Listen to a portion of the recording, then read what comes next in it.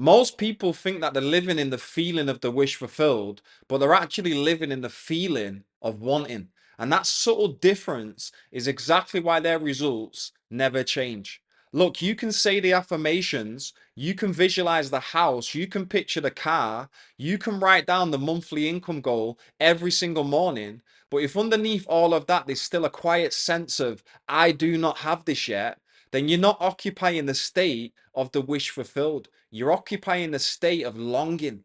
And listen closely, longing never produces the result because longing is a state of not having. Now, Neville Goddard said something that completely changed the way I approached money, business, and life.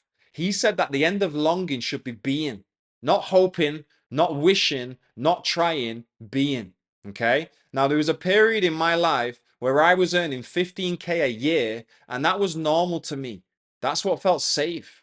That's what felt realistic. And £18,000 a month sounded like something that happened to other people, not me. Okay. Now, here's what most people do in that situation. They picture the higher income, but they remain emotionally loyal to the lower one. They visualize the wealth, but they still feel like the version of themselves who's trying to get there, right? Well, Neville explains this beautifully in The Power of Awareness and in Awakened Imagination when he talks about the principle of least action. He says that everything in physics moves according to least action.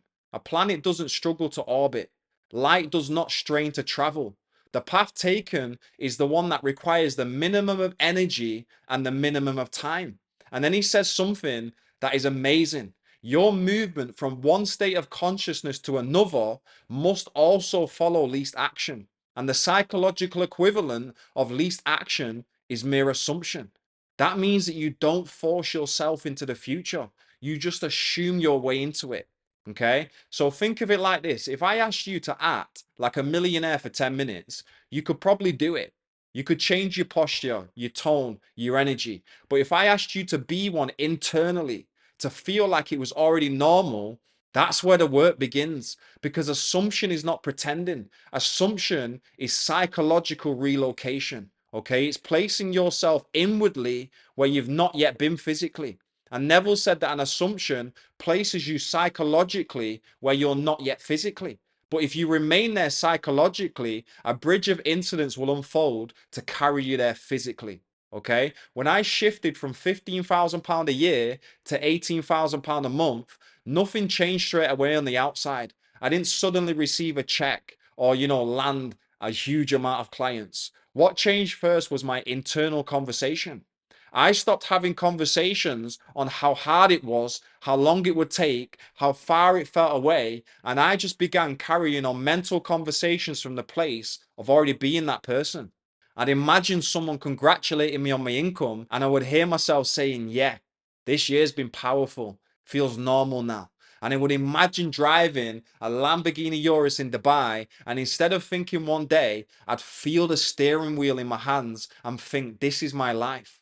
And that's the difference. Not one day, this is my life.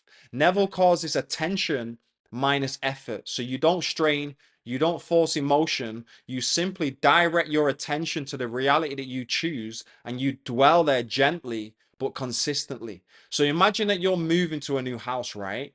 You still live physically in the old house, but mentally you've already moved. You're thinking about where your sofa's going to go, how the kitchen's going to look, what mornings will be like in that new space. So you're not begging for the new house, you're preparing for it. And that is assumption. Most people perpetually construct future states without the consciousness of already being them. They keep picturing it, but they never shift identity. They keep imagining, but they never assume. And that is why it feels like effort, because they're trying to pull the future towards them instead of relocating themselves into it psychologically. Okay. The present moment is all important because it's only in the present that you can choose your assumption. You can't assume tomorrow. You can't assume next week. You assume now. And the future becomes the present when you imagine that you already are what you will be when your assumption is fulfilled. So when I fully stepped into the version of me that was earning 18K a month, I noticed something subtle but powerful. My decisions changed without me trying to change them. My standards shifted. my conversation shifted, my expectations shifted, and I wasn't hustling harder. I was simply just operating from a different state. And then the bridge of incidents began to appear, okay? New opportunities showed up, introductions happened, ideas landed, and clients came through doors that I could never have expected. And from the outside, it looked like luck or momentum. But from the inside, it was simply the outpicturing of a state I had already accepted as true. Least action means that you hurry without haste and you reach your goal without strain. That does not mean that you don't do anything. It means that your actions are no longer coming from lack, they're flowing from identity. So think of the thermostat in a house. If the thermostat's set to 18 degrees, the heating system will turn off or on to maintain that setting. Your self concept works the same way.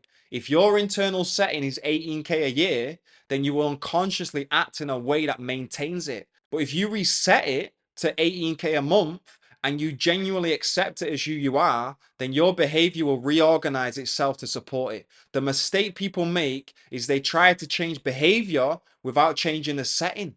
Okay? They try to sell confidently while inside they're doubting the worth. And that friction is going to create effort. Neville said, be still and know that you are that which you desire to be. And he didn't mean inactivity. He meant inner certainty. You stop chasing and you start embodying. So the way that you do this in a practical way, you become aware of your mental conversations, what you're saying inwardly about money, about business. Okay. Are you rehearsing problems or are you rehearsing being congratulated? Because you're always in conversation with yourself and those conversations are creative. Second, you choose a single scene that implies fulfillment, not the process, not the grind, not the implication. Maybe it's looking at your bank account and seeing the number. Maybe it's hearing a friend say, I'm so proud of you. Or maybe it's like me, sitting in a Lamborghini in Dubai and just thinking, this is normal, this is for me now. And you replay that scene over and over again, not forcing emotion, but allowing it to feel familiar. Third, you reduce the effort. So if you feel strain, desperation, urgency, then you're probably in longing. Step back into assumption, remind yourself that it's done. This is mine. I am simply allowing the bridge of incidents to unfold. Remember, the journey from one state of consciousness to another is psychological first. It's physical second. The outside rearranges to mirror the inside. And the bridge of incidents is not something that you control step by step. It's just something that emerges naturally when the state is stable. So when I look back at the shift in my life, the most powerful part wasn't the money, it was the identity change. I stopped feeling like someone trying to escape a level and started feeling like someone expanding into a new one. And once that felt normal, my income changed. The end of longing is being. So if you catch yourself waiting or checking for evidence, just gently return to the state and return to the conversation of fulfillment. Return to the version of you who already lives at that level. This isn't pretending, by the way, guys. It's about psychological commitment. And when that commitment is consistent, the law of assumption operates with precision. Okay? If you want to go deeper and you want help applying this specifically to your income goals and your business, then go to the link in the description and book a one-to-one call with me. Because what I've learned is that understanding this intellectually is one thing, stabilizing the state is another. And once you truly live in the feeling of the wish fulfilled, the bridge will carry you further than force and effort ever could.